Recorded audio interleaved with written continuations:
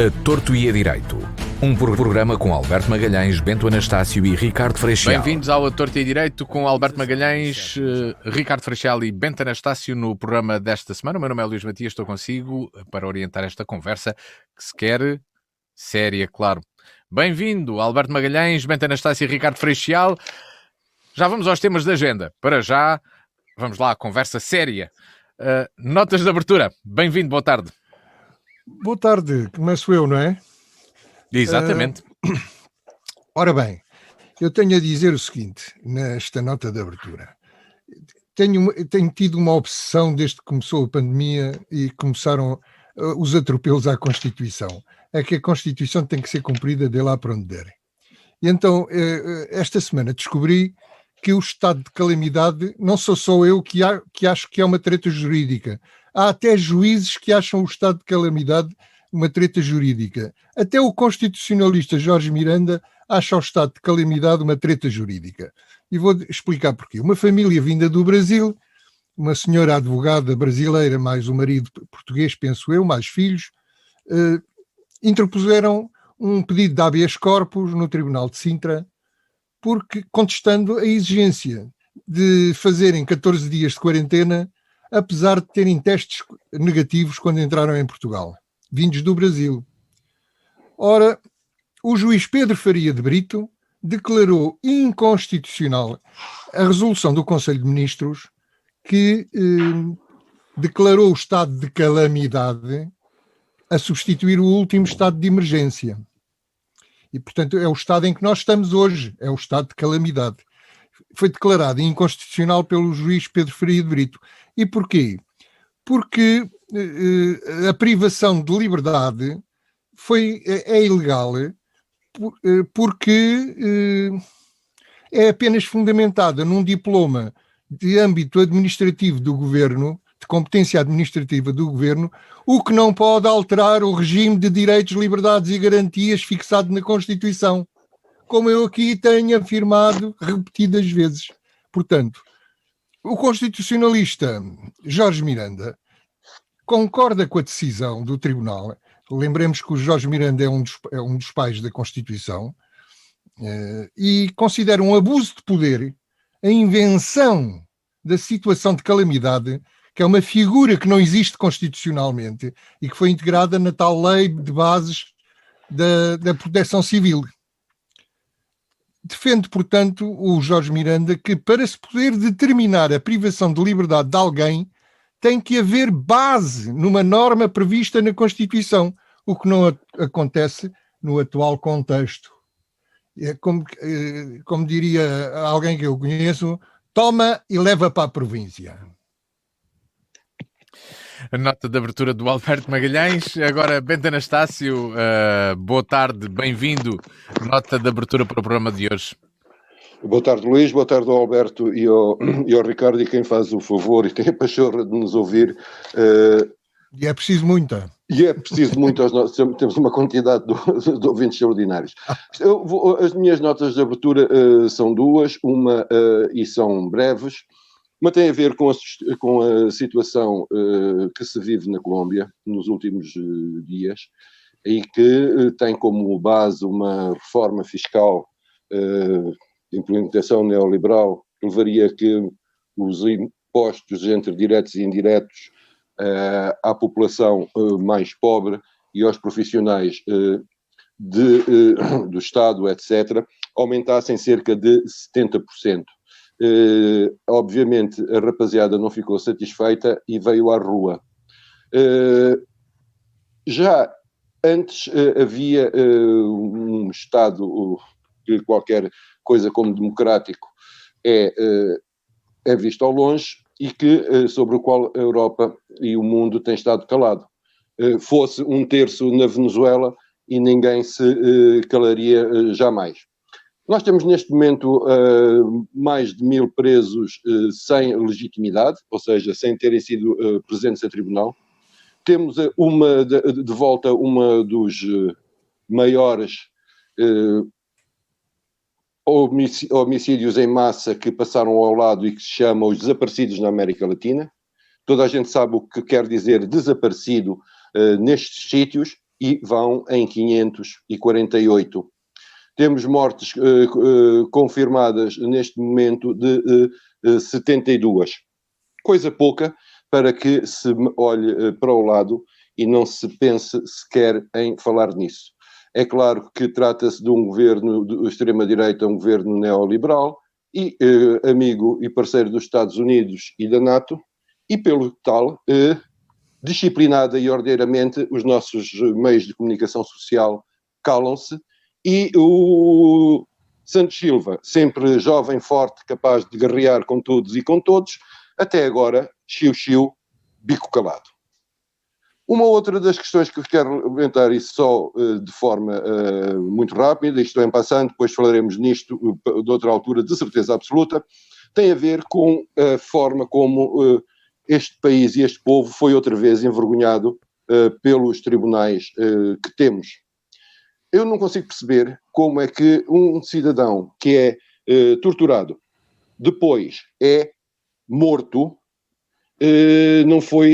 não existe aqui nenhum homicídio, existe aqui apenas uma negligência e qualquer coisa como entre 7 e 9 anos de cadeia. O que nós queremos saber, sabemos bem em termos reais o que isto quer dizer, até que porque suas excelências, os assassinos e inspectores do CEF estiveram até agora e estão em casa, não estão presos, por aí continuarão, ficarão uns dias mais de confinamento, nós desconfinamos, eles penso que não, e é o que temos aqui e agora neste país à beira-mar plantado. Obrigado, Bento Anastácio. Muito bem, Bento, obrigado. Ricardo Freixal, boa tarde, bem-vindo. Notas de abertura para este programa de 11 de maio. Dizer só uma coisa, eu tenho a impressão que eu ouvi dizer que eles iam ficar em prisão preventiva agora. Ouvi isso na televisão, não tenho a certeza, mas parece-me. Parece que eles não foram condenados por negligência, foram condenados por maus tratos que levaram à morte. Peço desculpa. Ok. Nem homicídio por negligência se chegou a ser, tens razão. Pois não. Nem isso. Não, mas homicídio por negligência a pena era mais pequena. Digo eu. Se é que aquilo... Mas pronto. O que não me parece bem é que isto tenha ficado assim. Os juristas são assim, pá. Acham... bem, os juristas são, mas o Estado de Direito não.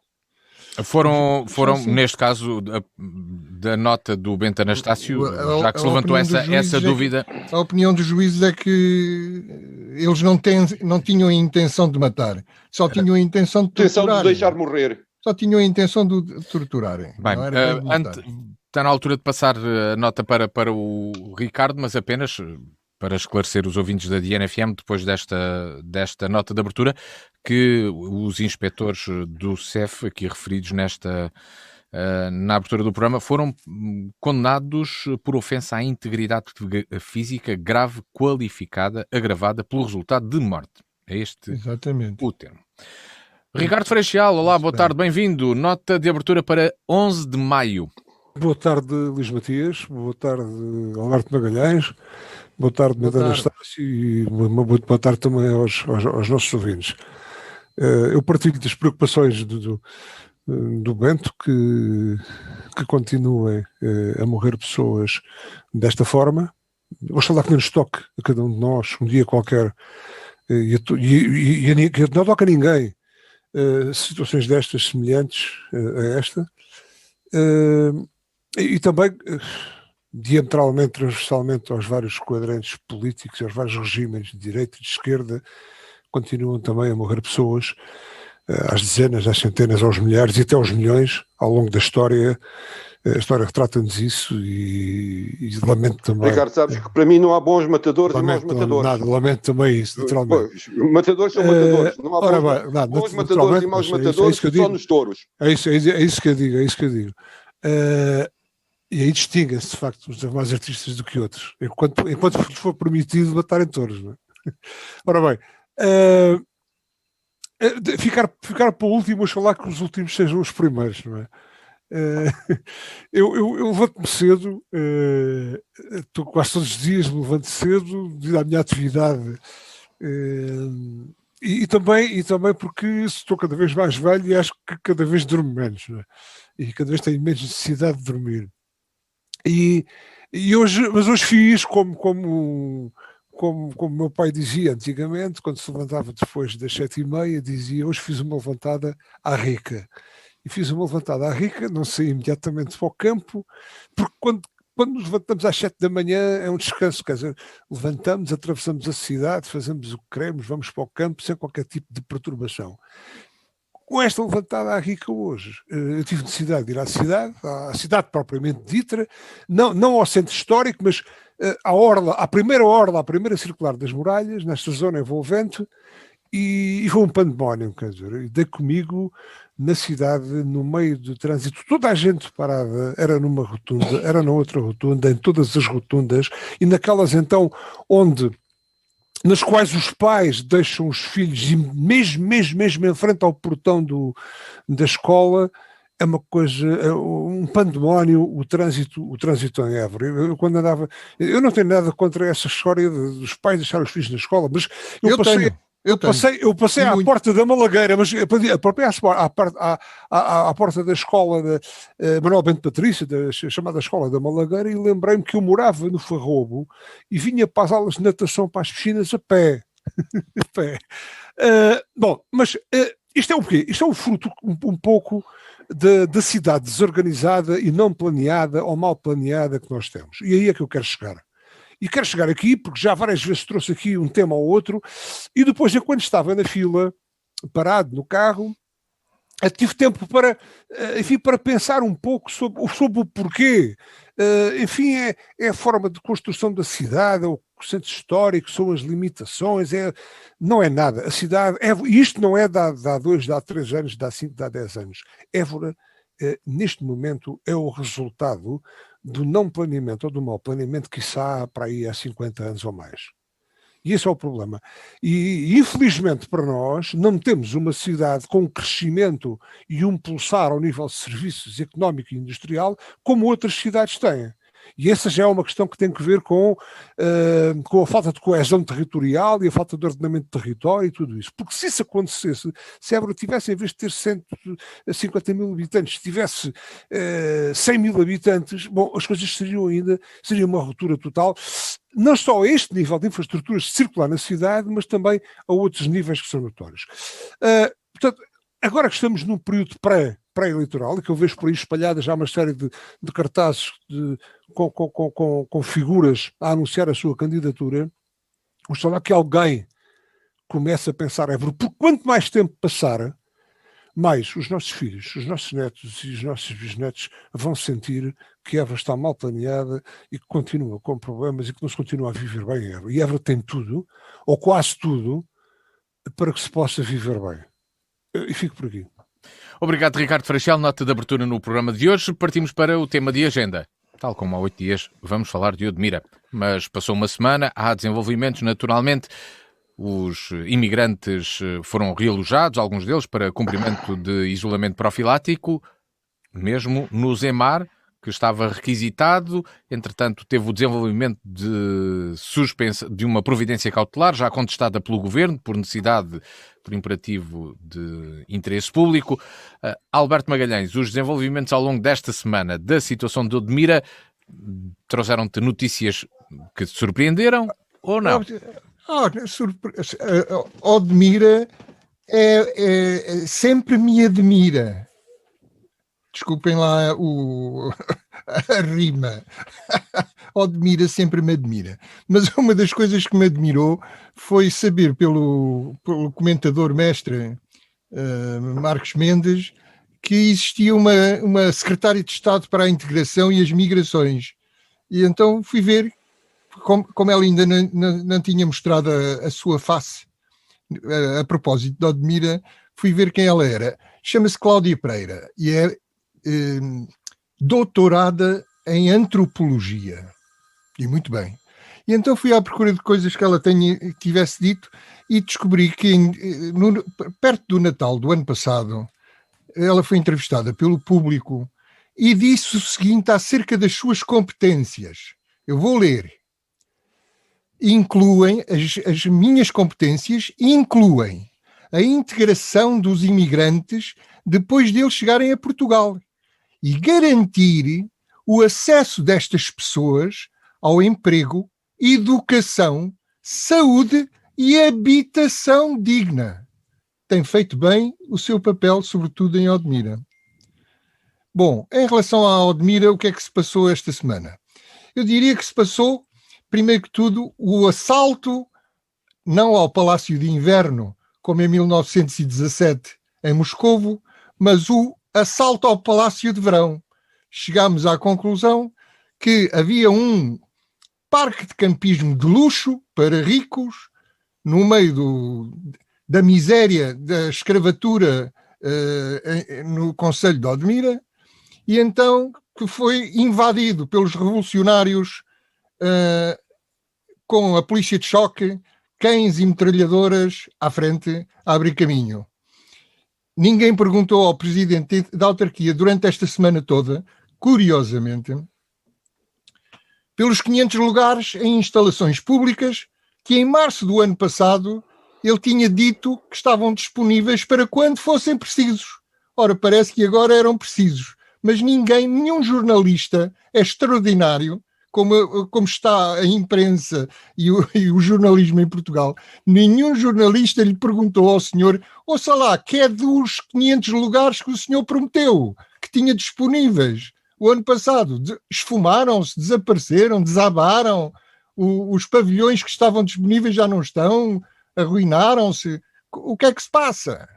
Bom, o espetáculo, então, montado com cães, polícias de choque e metralhadoras, foi um espetáculo montado pelo ministro da Administração Interna, ou futuro ex-ministro da Administração Interna, Cabrita, e foi uma manobra de diversão que serviu para desviar as atenções da incúria das autoridades várias e burocratas vários que têm tratado ou não têm tratado do problema dos migrantes de Odmira e da agricultura em Odmira. Ainda bem que é verdade, ainda bem que é mentira. Há acupuntura em Odmira, já dizia o Zeca Afonso. Depois, a mim parece-me, na terça-feira passada fiquei espantado porque o Bento trazia uma resposta preparada para atacar em força o Zemar, os seus proprietários e os proprietáriozinhos que tinham casinhas individuais lá no Zemar. Constatei durante a semana que o Bento Anastácio foi ouvido por praticamente todos os comentadores e políticos deste país. Sem ter praticamente todos repetiram o que o Bento Anastácio aqui disse. Atacaram o Zemar, que estava em insolvência, que devia milhões ao Estado. Os argumentos foram todos retirados do Bento Anastácio. É extraordinário. Portanto, houve alguém, dono de alguma agência de comunicação, que ouviu o Bento Anastácio e tratou de difundir isto por tudo o que era jornalista, comentador. Foi o Eixo do Mal, foi o Último Apaga a Luz, foi como é que se chama? O Governo Sombra. Tudo disse a mesma coisa. Todos disseram a mesma coisa. Os Zemar são os culpados daquilo que se passa em Odmira. Se não fosse o Zemar, se não fosse o Espírito Santo, se aquilo não devessem 60 milhões ao Estado, tudo funcionava bem em Odmira. Não havia praticamente problema nenhum. Depois, outro argumento foi o gozo com os contentores. Também para concluir a primeira volta, Alberto. Também, já estou a falar há muito tempo já. Também foi uma coisa que o Bento Anastácio disse aqui a semana passada e que todos copiaram. É o gozo com os contentores com ar-condicionado. Pois é verdade, eu já vi um contentor com ar-condicionado. E lá estava o contentor com ar-condicionado e belíssimas condições. Não quer dizer que dê para os banqueiros irem passar em férias, não é? Mas também não se pode dizer que fosse para... Quer dizer, o que eu quero dizer é isto. Não servem, contentores com ar-condicionado não servem para trabalhadores sazonais. Passam cá 2 meses, 3 meses e se vão embora para a Espanha. Mas porquê? Onde é que já se viu no mundo alojamentos de luxo para trabalhadores sazonais? Eu nunca vi nem nos Estados Unidos, nem na Rússia, nem na China, nem em lado nenhum. É coisa que não existe, digo eu. Portanto, fico-me por aqui. Alberto, obrigado. Bento Anastácio. O desenvolvimento desta semana do caso do Admira, o que é que te trouxe de principal novidade? Partilhas desta visão do Alberto que há este foguetório feito pelo Ministério da Administração Interna para desviar as atenções do real problema e dos imigrantes do Admira? Exatamente. Eu fico satisfeito por a Rádio Diana ser ouvida. É ouvida tarde. Porque nós disto... Eles só ouvem quando lhes convém. Quando nós começamos a falar disto, ninguém sabia onde é que ficava o Admira. O Admira saberia, obviamente. Ninguém se calhar sabia o que era. Por causa do Mel Sudoeste, não é? Pois, por aí. Mas agora vamos aqui ver 2 ou 3 coisas que me parecem importantes sobre a questão Zemar e da providência cautelar, etc, etc, e dos proprietários. Vamos lá ver uma coisa que é assim, não há proprietários no Zemar. Até não há. Não há, Alberto. Deixa-me acabar. Quem é proprietário daquele espaço é... Isso é propriedade do solo. Insolvência. Isso é propriedade do solo. Insolvência. Aquelas pessoas que que dizem ser proprietários, temos pena porque a seguir se vão constituir no grupo dos lesados do Zemar.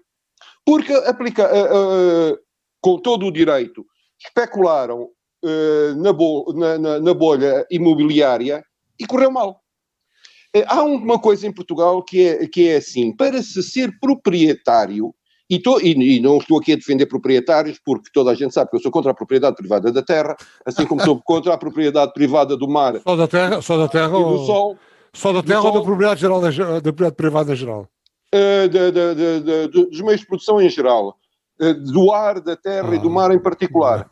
Mas isso tem a ver com outra questão. Mas como em Portugal o Estado reconhece a propriedade privada da terra, para que ela exista tem que se ter uma coisa chamada caderneta predial. E aí é como diz o outro, ela impeça. E como tu sabes e como sabe toda a gente, só é proprietário de um imóvel quem tem em seu nome a caderneta predial. Ou então não é proprietário. Portanto, isso é uma outra coisa. Portanto, tudo o que se põe aqui, tudo o que se vai aqui à volta destas questões, é simples. São umas pessoas que têm todo o direito de tentar proteger o dinheiro que investiram e o seu domicílio. Domicílio qualquer, não há domicílio nenhum. Não há domicílio, dizes tu. Não há domicílio, dizes tu. Alguém quer dizer para o domicílio de quem quer que seja, mas aqui não é domicílio de ninguém. Mas quem é que disse isso? Já dou a hipótese que tu dizes, já dou a hipótese de contestares isso efetivamente, mas Bento Anastácio. Eu ouvi-te calmamente. E vai haver outra volta. Portanto, a partir do momento em que o único proprietário que existe daquele espaço e daquele parque de campismo sem licenciamento desde 2019, dizer que aquilo não são habitações, aquilo são bungalows para passar férias. Mas eu dou isso de barato. Portanto, isso é outra questão. E essas pessoas aproveitaram os meios de comunicação social e etc. para aparecerem e para seguirem o caminho de tentarem zelar pelo seu dinheiro, obviamente, e pelos sítios onde passam férias e as casas que acham que são suas por direito porque as compraram. Pronto. Isso é uma questão diferente. Em relação aos contentores, um dia destes, podemos até abrir inscrições aos nossos ouvintes que quiserem ir. Eu vou levar o Alberto Magalhães a ver contentores, esse Alentejo fora. Não é assim, Alentejo fora. Não. É os contentores de Odmira. Eu quero, eu estou, não é do Alentejo podemos fora. Ir ver alguns. É os de Odmira. Eu quando falo de contentores, eu vou mostrar os contentores onde vivem os imigrantes. Ponto. Sim. Não é os contentores para onde forem passados os imigrantes quando isto tudo estourou. Isso é outra coisa. E outra coisa, há, de facto, empresários agrícolas neste país que são gente de bem. Não no conceito de cheguista, mas são pessoas decentes que trabalham, têm os seus funcionários a quem pagam e a quem tratam convenientemente. Não é a maioria, mas é injusto dizer os agricultores ou a agricultura, porque não é tudo a mesma coisa.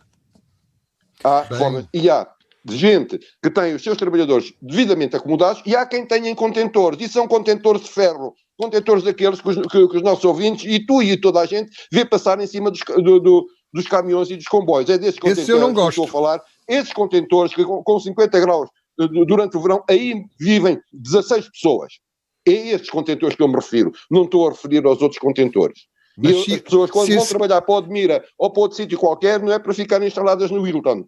Mas não é para se esses contentores existem, se existem, eu vou levá-los a ver. E tu sabes onde é, tens que denunciar à Inspeção do Trabalho. Exatamente, temos feito, e diga-se a bom da verdade, isto até pode, quem não me conhecer há de pensar e não saber onde me sentiu, há de achar muito estranho, mas eu tenho a dizer que o trabalho dos inspectores do CEF no Alentejo, no que diz respeito à tentativa do combate dos grupos de criminosos que por aí abundam, tem sido louvável. Muito bem. A associação, a ACT, pura e simplesmente não tem gente capaz de o fazer. Muitas das vezes, e isto eu posso testemunhar isto, inclusive em banco de tribunal, que muitas das vezes eles foram a sítios porque a quem nós telefonamos para ir e tiveram que estar à espera que um trouxesse o seu carro próprio para irem fazer o trabalho. Mas isso é outra questão. E nesta altura essa é que é a questão. Na altura em que se bate nos funcionários, é bom ter o cuidado com estas pequenas coisas. Não, e, portanto, os contentores que aparecem na televisão não são os contentores gerais dos imigrantes. E a que te referes, não é? Esse é que é o Muito problema. bem. Ricardo Freixal, sobre o caso do Admira, já aqui também ficou esta chega do Bento sobre a necessidade de existirem meios para poder fiscalizar, verificar as condições em que as pessoas estão alojadas ou em que trabalham. Estamos a esquecer do principal nesta questão do Admira? Como o Alberto já aqui chamou a atenção e o Bento Anastácio juntou mais uns pormenores? Infelizmente para nós, eu tenho para mim que Admira não é mais do que o retrato localizado do país, infelizmente, desgovernado ou mal governado que nós temos. E isto é a constatação. Porque se começarmos a olhar, e o Bento já falou a semana passada do Zemar, o Alberto Magalhães também falou agora, tentou retificar um pouco o que era o Zemar. Eu tenho tentado, en passant, não me debrucei muito, porque também se me tivesse debruçado demasiado, eu penso que não chegaria à conclusão do que era o Zemar. O Zemar é uma coisa quase que não é abstrata porque existe, mas remete-me imediatamente para o paralelo que foi a audição, aquilo que chamaram a audição parlamentar de Luís Filipe Vieira ontem na Assembleia. E porquê? Porque quando estão em jogo, eu estou a falar do cidadão que por acaso se chama Luís Filipe Vieira, mas que tem outra coisa qualquer. E aliás, eu acho... Foi da forma como ele respondeu às questões. Eu acho, porque vamos lá ver, porque quem ouviu um pouco extratos da audição do senhor, aquilo dividia-se em duas fases, a fase BES-Salgado, as relações com o BES, com o Salgado e com o Sr. Luís Filipe Vieira. Resulta daí, dessas ações todas, de um gradiente de investimento quiçá imobiliário, que nós sabemos que na maior parte das vezes não existiu e que foi no abstrato gerando ganhos e ganhos e ganhos, até que quando houve necessidade, quando o ciclo começou a fechar e houve necessidade de ir à procura do real, o banco, passo o termo, estourou. E o que é que nós temos? Bom, temos os contribuintes, as dívidas, os contribuintes, o novo banco e nós todos a pagarmos isto. E aqui são 400 e tal milhões. Pelo meio, o que é que existe? Uma série de troca de influências entre amigos que, com base na especulação, E sem criação de riqueza, andaram a ganhar à tripa-forra e continuam a ganhar à tripa-forra. No meio, a promiscuidade entre a política e outras coisas, nomeadamente a bola, os cascóis do Sr. Mário Centeno, as idas à bola do Sr. Mário Centeno, e depois o senhor a dizer, não, a culpa não é minha. A culpa ou é do Máximo Santos, o senhor que assinou isto, ou a última análise tem que ser do Ministro das Finanças, Mário Centeno, que era na altura muito amigo. E, portanto, há aqui uma promiscuidade, isto tem outro nome na gíria, tem outro nome, que depois gera toda esta confusão. E, portanto, esse é, de facto, aqui, com a legalidade, com a questão da legalidade, dos Zemaras e de outras coisas, esse é um dos problemas. E depois, no país desgovernado que temos, surge o problema, de facto, do Admira. Imagine-se que até temos, eu tinha isso registado também, porque tinha visto uma intervenção pública aí nos mídias dessa tal senhora secretária de Estado para as Imigrações, que disse que estava tudo resolvido. Está tudo resolvido. Nós temos a resolver o problema dos imigrantes. Isto quando o problema estava mais tapado, porque se não fosse a pandemia, isto continuava tudo na mesma. E continua a insistir na mesma. Ainda bem que existe agricultura. Ainda bem que existe, eventualmente, a agricultura que existe em Odmira, porque essa gera riqueza e é um foco, ou pode ser um foco gerador de riqueza, a nível de riqueza e de produção de bens de consumo imediatos e importantes, mas também pode ser um polo de multiplicação de riqueza social, cultural, a todos os níveis, mas tem é que ser bem governada. E não tem sido. Isto, Odmira não é de hoje, Odmira é de há anos. E, portanto, o problema depois resulta este tipo de intervenção. Eu não quero pensar que tenha havido algum maquiavelismo na tentativa de criar este facto mediático para tirar as atenções do cerne da questão. Porque num trabalho da jornalista Carolina Branco, do Observador, ela diz que os imigrantes naquela ação ficaram assustadíssimos, famílias com crianças pensavam que iam ser deportados, que 2 dias depois não sabiam ainda o que é que tinha acontecido, que perderam o emprego, pese embora as bicicletas, as bikes que o presidente da Câmara de Odmira pôs à disposição dos trabalhadores para fazerem 20 e tal quilómetros para ir e 20 e tal quilómetros para vir de bicicleta a pedais. Perderam os empregos, não têm forma de estar a viver e parece que está tudo bem. Quer dizer, ou seja, atuaram mal, não resolveram o problema e criaram ainda mais problemas. Estes imigrantes não estão integrados, não estão protegidos, não sabem o que estão a fazer e o governo acho que também não sabe o que está a fazer. E, entretanto, no meio de tudo isto, a economia está prejudicada porque houve bens de produção que se perderam. Enfim, isto é um desgoverno, como os nossos vizinhos espanhóis dizem aqui ao lado, isto é um desmadre. Ou seja, não há rei nem roque. E esse é o grande problema. Oxalá que isto melhore, não sei como, porque... E neste momento, ao Alberto Magalhães, eu acho que o ministro Cabrita, que não sai com benzina porque não é manódoa, não é? Como diria o S de Queiroz, não sai com benzina porque não é manódoa. Neste momento é o escudo de um governo que nos desgoverna. Está a levar com tudo, está a aguentar com tudo e os outros estão todos ali arrecadadinhos. Não há ministro da Economia, não há ministro da Agricultura, não há ministro do Trabalho, não há primeiro-ministro, ninguém intervém. Então só o desgraçado do Cabrita é que intervém porque quer, porque está lá, não é? Portanto, ouça, não sei como é que é de pegar nisto, mas é mal que acontece. Para concluir precisamente este tema... Só para uma questão em relação ao que disse o Ricardo há pouco. Odmira surgiu porque o vírus testou mais lá. Porque se nós chegarmos à zona do Sudoeste, ali a zona de Torres Vedras, a zona da fruta e dos legumes, a zona à volta da Grande Lisboa, não há diferença absolutamente nenhuma. A que se junta, ali é só os da agricultura, na zona de Lisboa junta-se o da construção civil, junta-se os das Ubers, a bicicleta que agora está na moda, junta-se todos os imigrantes que por ali estão. E depois há uma questão que então, mas isto é o quê? de que nós nas associações de solidariedade temos tentado... Para concluir, Bento, que tenho de dar a palavra ao Alberto, para acabar, e depois o Alberto poderá até pegar nisso, porque faz parte ele profissionalmente é capaz até de perceber isso melhor que eu e que os outros, que é explicar-lhes que eles não têm que ter medo da polícia. Bem, isso perdeu-se, com isto tudo pode-se ter vontade de criar esse problema de ver um polícia e toca a fugir.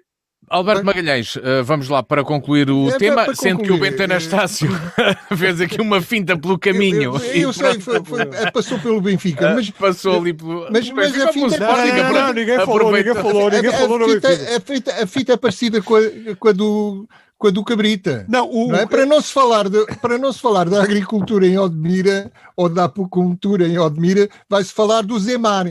E reparem que o Bento deu-me razão logo a seguir a eu ter falado, porque falou mais tempo do Zemar do que dos pobres do poor immigrants.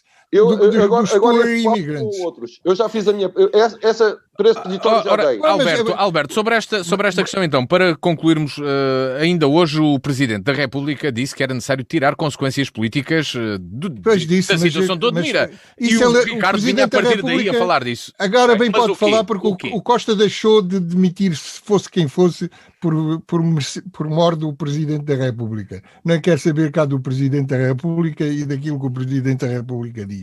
Não é assunto para a República. É ele e ele é que sabe. E ele não admite, por princípio, não admite ninguém. Pronto, e acabou-se. Por aí estamos conversados. Não, eu ia dizer só mais 2 ou 3 coisas sobre o assunto de Odmira. Contentores não pode ser. Uns não querem, mas autoridades não querem. Construir, os agricultores não podem porque outras autoridades não querem. Então, o que é que se faz? À mão de obra sazonal, vão para as aldeias e vilas, como de São Teotónio, pagar rendas iguais às que se pagam em Paris e Londres e Lisboa. Faz-se o quê? É preciso que alguém diga o que é que se faz, porque eu ainda não percebi bem o que é que as autoridades querem fazer. Parece que umas querem fazer uma coisa e outras não querem que se faça. Depois, acerca da cerca sanitária, e como disse o Ricardo muito bem, há tipos que já perdem o emprego, há tipos que não podem ir trabalhar e perdem o dia porque estão longe e não têm transporte. Os tais do Zemar, que são meia dúzia já, porque entretanto foram retirando gente do Zemar e estão lá, não chegam a 2 dezenas. E essas 2 dezenas, ainda por cima, estão longe do trabalho. Então o que é que se faz a essa gente? Hã? Isso é que eu gostava de saber. Agora, uma coisa eu digo, a fundamentação da requisição que o governo mandou para contrariar, como é que se diz? A providência cautelar. A providência cautelar posta pelo Zemar é de rir, é de chorar a rir. Eu vou ler um bocadinho para acabar. Antes disso, quem paga os testes da cerca sanitária? Quem trabalha numa freguesia e vive e tem que passar a cerca, pular a cerca de um lado para o outro, tem que ter testes todos os dias praticamente. Tem que fazer testes todos os dias. Quem é que paga? Então o Estado impõe uma cerca sanitária e as pessoas é que pagam os testes. O Estado não fornece testes. Como é que mas pode há coisas ser mais caricatas que essas. Mas esta é caricata. É tal coisa. As pessoas são prejudicadas e o Estado não as indemniza. Não, voltamos ao mesmo. O empregador paga o teste, faz o teste frente ao polícia e o polícia diz que não tem competência para verificar se o teste é bom. Exatamente, para verificar se o teste está bom ou não. Para concluir então, Alberto, para passar... Para concluir, vou ler a fundamentação assinada por Eduardo Cabrita e António Costa, e que enviaram para o tribunal. Diz o seguinte: a proibição de continuar a executar a medida de requisição civil conflituaria com as condições efetivas de vida e saúde de dezenas de residentes em território nacional e, acessoriamente, impediria o controle e combate com sucesso à infecção por SARS-CoV-2 não apenas nas referidas freguesias Longueira, Almograve e São Teotónio, mas em todo o Conselho de Odmira e concelhos limítrofes. Isto é, aqueles 20 pessoas que estão no Zemar, se forem de lá tirados pela providência cautelar, vão destruir todo o trabalho em Odmira e concelhos limítrofes. Só de gargalhada. Bento Anastácio, a minha gargalhada de desprezo. Bento Anastácio, muito rapidamente, já usaste, acho que já disseste praticamente tudo para passar ao Ricardo, então o que é que... Muito rapidamente, eu penso que, e eu não falei sobre a cerca sanitária, acho que... E as consequências políticas? As consequências são absolutamente... As consequências políticas não vai haver, ponto. Nisso concordo em absoluto com o Alberto, o Costa está-se nas tintas para o Presidente da República e decidiu que o amigo Cabrita é para ficar enquanto ele quiser. E acabou, enquanto o amigo quiser. Porque por vontade do Costa, provavelmente ele já se tinha ido embora, mas isso de mandá-lo é outra questão. E com isto, eu tenho, em relação à cerca sanitária, não, é uma coisa completamente absurda a forma como ela está a ser feita. Eu não quero dizer que não concorde com o isolamento de quem e com a profilaxia da coisa. Estou a dizer, é a forma como é feita. Não pode ser, cada um leva o teste que quiser, ou o teste serve ou não serve, o guarda... chegamos ao cúmulo de que é o cabo da guarda que decide quem é que pode ou não pode ir trabalhar. Quer dizer, eu sei que a gente não tem ministro da administração interna. Mas daí a ser o cabo da guarda... Ricardo Freixal, consequências políticas deve haver ou não, neste caso, ou consequências é que podem existir, porque já aqui falámos que parece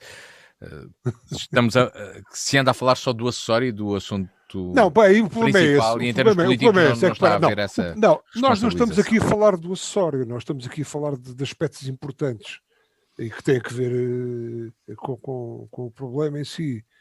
Agora, já estamos habituados a que não há já há muito tempo, que não há aqui verdadeiras consequências políticas, a não ser eventualmente para o Secretário de Estado, para o Galamba. O Galamba agora é que está a pagar também, quer dizer, vale quase tudo, e não há, quer dizer, mas há muito tempo que nós batemos nisto. A malta, na qual se calhar nós nos incluímos, não sei, ou estamos anestesiados, acho que não estamos, alguns de nós não estamos anestesiados.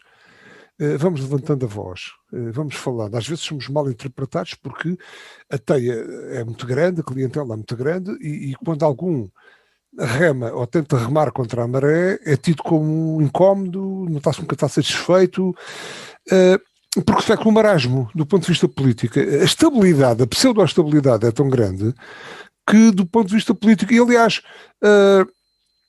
esta rapaziada, desculpa, esta rapaziada já está habituada a tudo e já sabe também que há uma certa impunidade política que lhes permite serem, não são incompetentes, isto é muito mais do que incompetência. Todo este fazer mal feito, já vimos que depois, ou a posteriori, ou paralelamente, vamos vendo que tem benefícios para alguns. E no meio de tudo isto, já que estamos na costa vicentina, quem se lixa sempre é o mexilhão.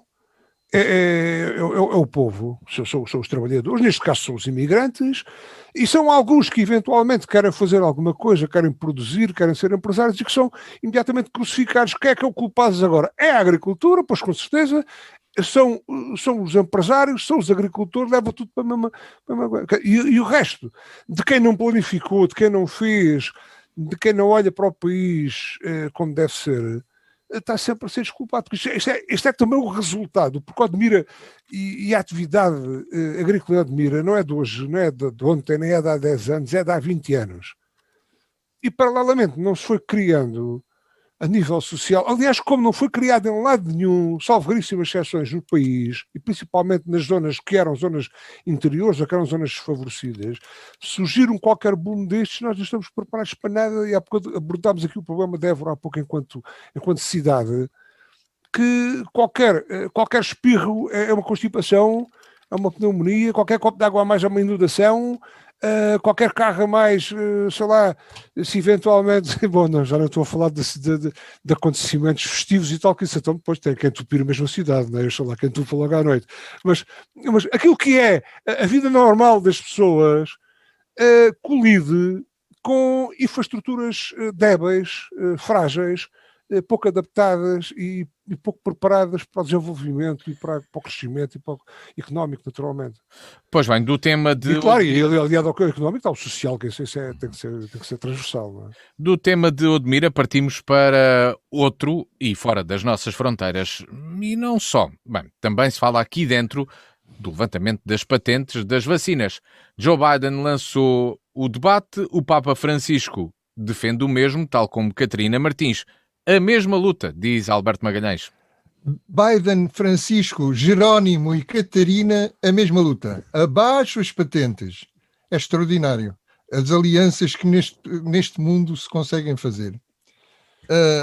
Ora bem, antes disso, deixem-me responder aqui ao Ricardo que não é só o Galamba que é mal criado. O Galamba falou no esterco do programa da Fátima Felgueiras, mas o ministro Eduardo Cabrita falou no CDS, o partido náufrago, que ele não pode salvar porque está muito ocupado a salvar as vítimas da saúde ou da pandemia. E, portanto, já são dois mal criados no governo. Em relação às patentes, claro que há quem diga, e o principal argumento é esse, é que as patentes na indústria farmacêutica contendem com o direito à saúde e o acesso a vacinas e medicamentos a custos suportáveis pelas pessoas, sobretudo nos países mais pobres. E portanto, é quase natural, digamos assim, que as pessoas de bem, não as pessoas de bem, como diria o Bento, aquelas pessoas de bem do Chega, mas as pessoas de bem, pensem que as patentes são um incómodo que devia ser eliminado. E o Papa Francisco, por exemplo, que eu considero uma pessoa de bem, estará aí nessa linha. Mas, por outro lado, a gente tem que perceber que as patentes permeiam o titular da patente pelo investimento no avanço científico e tecnológico que fez, ou que vai fazer. E isto não é só em relação às grandes farmacêuticas. Eu outro dia vi na televisão um universitário, um investigador, que diz que tem 30 anos de experiência de investigação. Eu agora não me lembro de que universidade era, mas era português. 30 anos de experiência de investigação e de patentes. As universidades e os investigadores nas universidades também patenteiam as suas descobertas. Depois vendem essas patentes, explicou ele, a empresas intermédias, a pequenas farmacêuticas e tal, que por sua vez vendem as patentes a grandes farmacêuticas, que as põem depois em prática. Isto quando não é a própria grande farmacêutica a fazer a investigação. Seja como for, a patente protege não só as grandes farmacêuticas, como geralmente as pessoas pensam, não é? E mesmo que protegesse só essas, provavelmente era preciso protegê-las, porque senão elas não investiam em medicamentos novos. Passavam a vida a fazer os mesmos que já tinham descoberto e não investiam dinheiro. Se não era para lucrar, não investiam dinheiro. Tal como os universitários é a mesma coisa.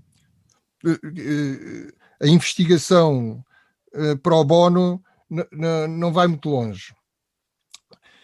Agora, o que eu achei curioso foi que o Biden e que vive no país considerado o suprassumo do capitalismo tenha tido este gesto de considerar o levantamento das patentes das vacinas anti-Covid.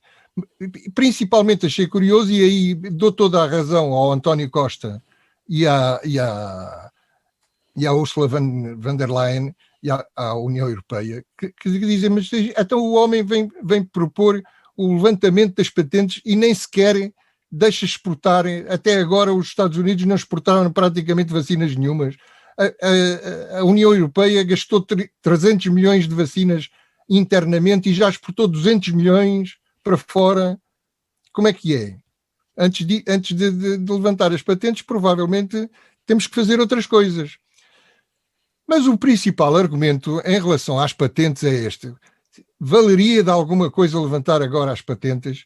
E a resposta parece ser, dizem os especialistas, não eu, que não sou especialista, Mas dizem a maior parte dos especialistas que não serviria de nada. Aliás, o António Costa e a União Europeia também diz a mesma coisa. Não valia de nada. E não valeria de nada porque, neste momento, todas as fábricas que têm capacidade para fabricar as vacinas já estão a fabricá-las e não fabricam mais porque não conseguem fabricar mais. E não existem outras fábricas disponíveis para fabricar as vacinas se as patentes fossem levantadas. Portanto, com levantamento de patentes ou sem levantamento de patentes, a capacidade produtiva mundial é esta neste momento e tem é que se aumentar essa capacidade de produção, não é levantar as patentes. Argumentos. O José Guzmão, Bloco de Esquerda, o argumento dele, a escassez de vacinas nada tem que ver com a falta de capacidade de produção, como diz a indústria. Não é só a indústria, mas enfim. Quer dizer, isto é argumento. Não, eu estive a ler tudo o que ele disse sobre isto. O argumento é este. A indústria mente. Mas porquê? Porquê é que ele diz que nada tem a ver? Não se percebe.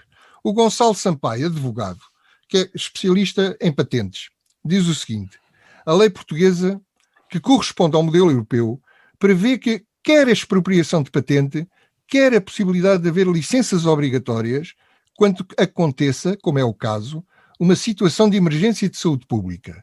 Mas depois adianta, estamos a falar de expropriar direitos que ainda nem existem.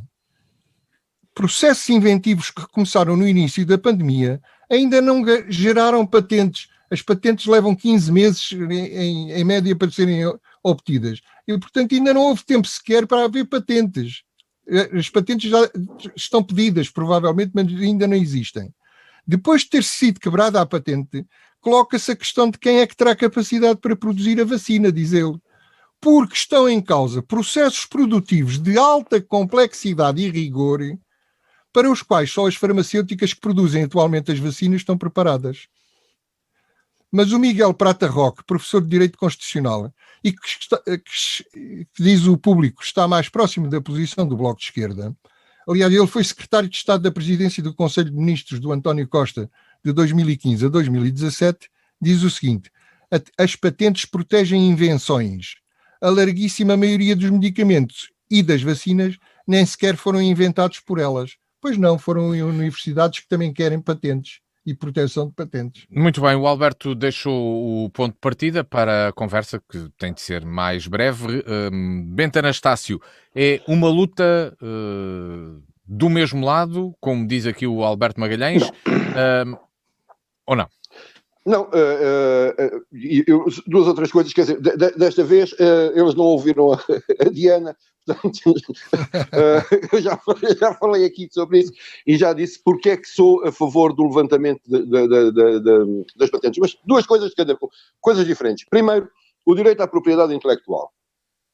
O direito à propriedade intelectual existe e eu defendo o direito à propriedade intelectual porque há cidadãos que vivem... Privado. Exatamente. Há pessoas que vivem do que escrevem, do que pintam, das aulas que dão. Claro. Eu tinha isso para dizer. Que há pessoas que defendem o direito à propriedade individual quando é da cultura, da escrita e tal. Mas depois das farmacêuticas já não. Das farmacêuticas já não. Não são meios de produção, são coisas diferentes. Produção científica cultural também é produção, não? Também é produção. E eu defendo que haja quem trabalha, quem é um trabalhador na área da investigação, o seu salário, o produto do seu trabalho seja pago.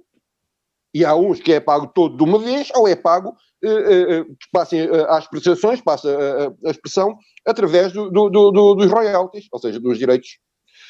Mas, neste caso, temos uma questão diferente. O que nós temos aqui são empresas que foram subsidiadas, foi investigação que foi paga pelos Estados. Tens a e não certeza? Foi só... Foi. Ou então os gajos gamaram o dinheiro e disseram-nos, meteram o dinheiro ao bolso e disseram-nos que tinham entregue às farmacêuticas. Aí eu também não seria nada que me espantaria. Não ficaria muito espantado por eles terem dito, bem, a gente deu dinheiro às empresas e depois ficaram com ele. É uma coisa completamente diferente. Nós não estamos aqui a falar. E depois, existe de facto neste momento esse problema grave que é a capacidade de produção mundial, neste momento não... Isso é que é o problema. Isso é que é o problema. Isso é um problema, ponto. Não é o problema, neste momento, não é o problema da patente. O problema da patente, o problema da patente, pois, por exemplo, quando foi para os medicamentos para a SIDA, que, por exemplo, o governo do Lula mandou os direitos de autor dar uma voltinha, porque precisava de dar comprimidos àquela gente toda e havia capacidade de a produzir. Hoje, em relação a este medicamento, obviamente que é diferente. O que é que interessa, e de forma prática, que a licença de um medicamento ou de uma vacina que tem que ser preservada a 70 graus negativos, exista ou não. Porque vivemos num mundo em que no Burkina Faso ou em Angola não podem produzir essa vacina. Claro. E esse é que é o problema. Não é andar aqui a brincar a estas coisas. E depois também há uma coisa que nós sabemos desde que ela existiu. A indústria farmacêutica não serve para curar. Porque cada paciente curado é um cliente perdido. Serve para ir tratando. Não sejas assim. Pois. Vamos deixar o Ben terminar para passar ao Ricardo Freixal. Estamos a chegar mesmo à reta final do programa.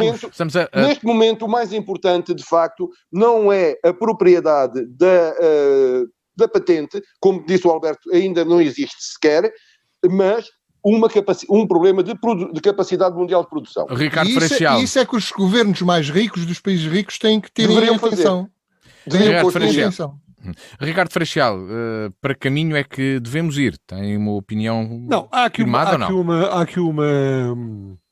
Há aqui uma nuance que não foi ainda referida, que é o seguinte: que os investigadores chineses sequenciaram o genoma do novo coronavírus em 11 de janeiro de 2020 e publicaram-no online, ou seja, permitiram que os cientistas alemães e todos os outros cientistas pudessem desenvolver a partir daí um teste de triagem que foi partilhado pela Organização Mundial de Saúde com os governos de todo o mundo.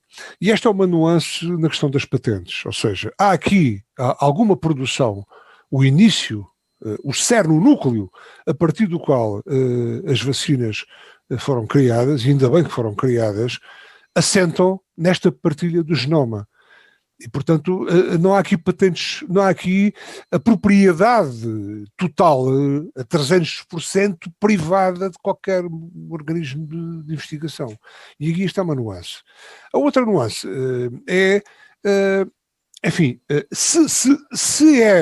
se o problema for a capacidade de produzir vacinas, então o problema das patentes não se põe, não é? Será colocar-se-á face ao pagamento ou tudo isso. Agora, no que diz respeito à produção, que é o que está em causa, nós estamos a falar de falta de recursos para comprar vacinas, em termos de organização mundial. E se existem recursos. Agora, tem que ser pagos a alguém, não é? Tudo bem. E aí é que se põe o problema da patente. O problema da multiplicação da produção tem que ver lá com a capacidade. Será que se existir capacidade para produzir mais vacinas, eu acho que esta nuance da publicação do genoma a partir de uma origem que está ao alcance agora de todos, põe um pouco, atenua um pouco a questão da patente. Agora, eu acho que, sense lato, a patente tem que, bom, se for o garante de preservação de uma certa motivação para a criação, seja que tipo de produção for, seja científica, seja cultural, seja o que for, eu acho que ela deve continuar a existir. Depois o problema aqui é o Alberto Magalhães. O Alberto Magalhães já consultou, já deu consultas, o Luís Matias já de certeza absoluta fez trabalho jornalístico e o Bento Anastácio também já desenvolveu algum tipo de atividade na qual estiveram nas tintas, passo o termo, para a patente e resolver o seu problema.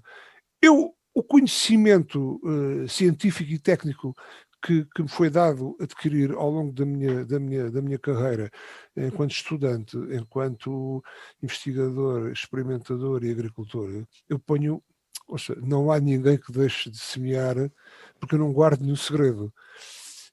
Mas há mecânicos e há eletricistas que eventualmente só trabalham não à vista de qualquer um, para que ninguém fique a saber o segredo que eu exponho na resolução de um determinado problema.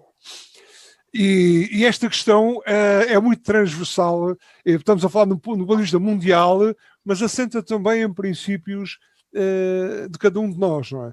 Portanto, eu acho que... Agora, aqui na questão das vacinas, acho que há aqui um atenuante, que é o facto de elas terem sido criadas a partir de qualquer coisa da tal partilha, não é? Para muito a bem. comunidade. Nós chegamos ao final do programa. Deixa-me só dizer mais queria dizer algo mais... É muito rápido. O genoma, os chineses não fizeram mais que a sua obrigação.